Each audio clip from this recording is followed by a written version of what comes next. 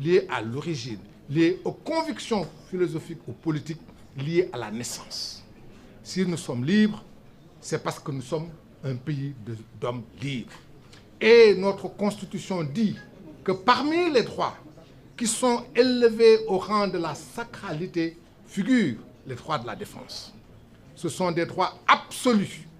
C'est ce que dit la Constitution. Les droits de la défense sont absolus et sacrés à toutes les étapes de la procédure. Et manifestement, Farba Ngom n'a pas eu accès à son dossier. Il n'a pas été mis en mesure de se défendre.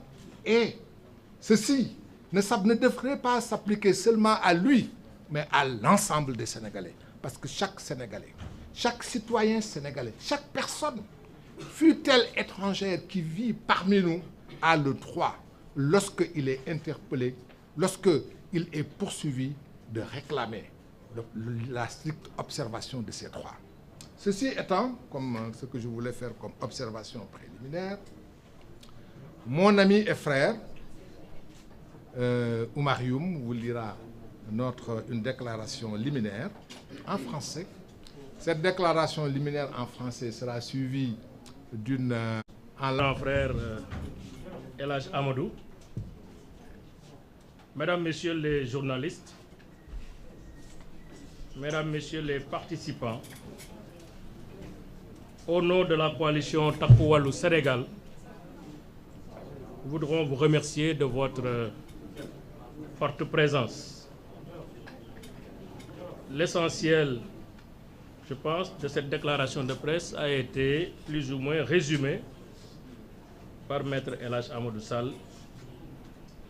Comme vous l'avez suivi, après avoir été menacé publiquement dans son fief politique, chez lui à Agnam, dans le département de Matam, par le Premier ministre Ousmane Sonko, dont certains de ses partisans ont exprimé publiquement le souhait de ne pas avoir dans ce pays, c'est-à-dire au Sénégal, je le cite, des opposants milliardaires, ce qui explique très largement la purge entamée.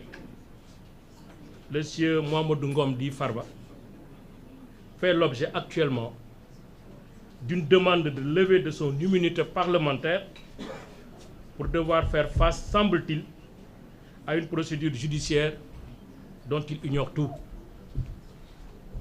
Sur cette procédure envisagée à son encontre, celui-ci ne dispose d'aucune information préalable, ni contradictoire, ni vérifiée sur les allégations du parquet. Ça, au moins, c'est une évidence dans ce dossier.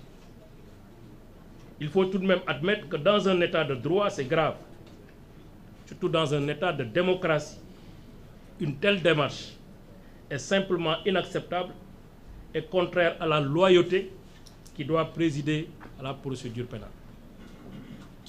La procédure pénale aborde les stratagèmes, les louvoiements et l'esprit de malice et repose sur une information préalable des faits reprochés aux prévenus, sur la présomption d'innocence, sur le respect des droits de la défense, l'un des droits essentiels à un procès équitable, apte à assurer à la personne suspectée ou poursuivie la garantie contre l'arbitraire.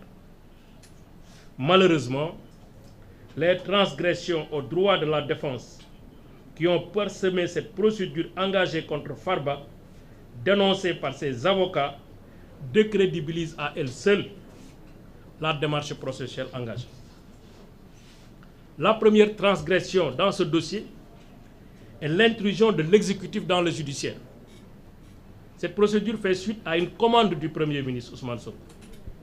Pour preuve, c'est le procureur du parquet financier auprès du ministère de la Justice qui sollicite la levée de l'immunité parlementaire du député Farba Ngom. Ce n'est pas une institution judiciaire de jugement qui, après avoir apprécié des faits, estime devoir élargir son enquête ou son instruction à des personnes, ce qui aurait pu être le cas.